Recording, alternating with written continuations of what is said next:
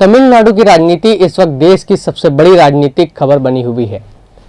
2026 विधानसभा चुनाव के नतीजों ने एक ऐसा जनादेश दिया है जिसने सत्ता की तस्वीर तो बदल दी है, लेकिन सरकार किसकी बनेगी यह अब भी साफ नहीं हो पाया है। नमस्कार, आप देख रहे हैं एडिटर जी न्यूज और मैं हूं आशुतोष शर्मा।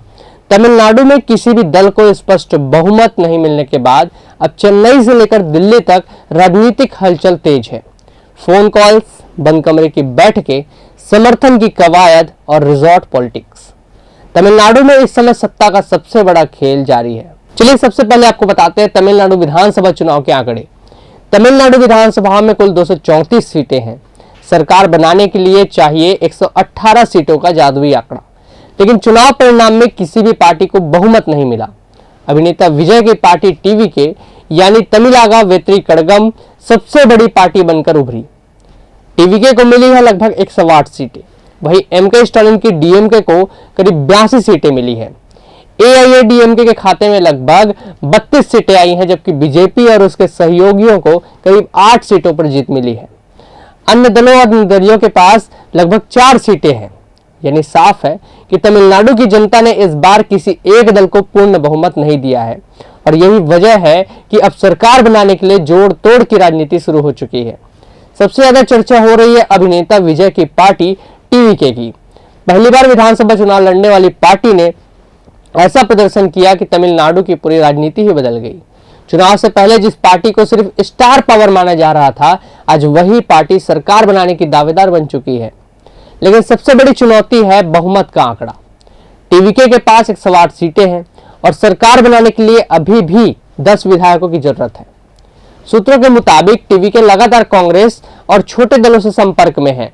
कांग्रेस ने समर्थन देने के संकेत दिए हैं और समर्थन भी दे रही है, लेकिन इसके बाद भी संख्या पूरी होती नजर नहीं आ रही है।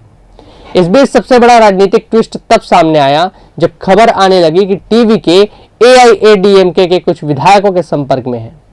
बताया जा रहा है कि विधायकों को चेन्नई से बाहर शिफ्ट किया गया है और रिजॉर्ट पॉलिटिक्स शुरू हो चुकी है। हालांकि एआईएडीएमके ने सार्वजनिक तौर पर कहा है कि वह विजय को समर्थन नहीं देगी, लेकिन राजनीतिक गलियारों में चर्चाएं तेज है कि अंदर खाने की बात अभी भी जारी है।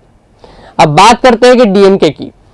एमके स्टालिन की पार्टी डीएमके सत्ता से बाहर होते दिख रही है, लेकिन पार्टी अब भी सरकार बनाने की संभावनाएं तलाश रही है।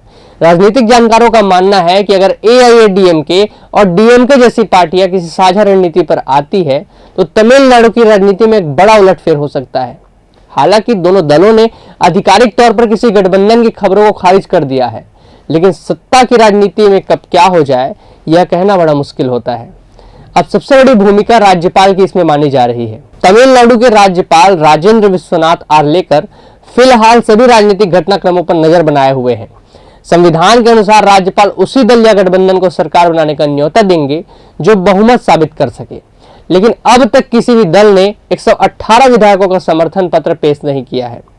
यही वजह है कि सरकार गठन पर सस्पेंस अभी भी बना हुआ है। उधर राजनीतिक हलचल के बीच चेन्नई में सुरक्षा भी बढ़ा दी गई है। पार्टियों के दफ्तरों के बाहर समर्थकों की भीड़ जुट रही है।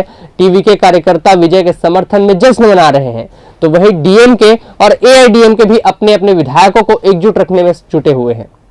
राजनीतिक विशेषज्ञों का कहना है कि आने वाले 24 से 48 घंटे तमिलनाडु की राजनीति के लिए बेहद अहम हो सकते हैं।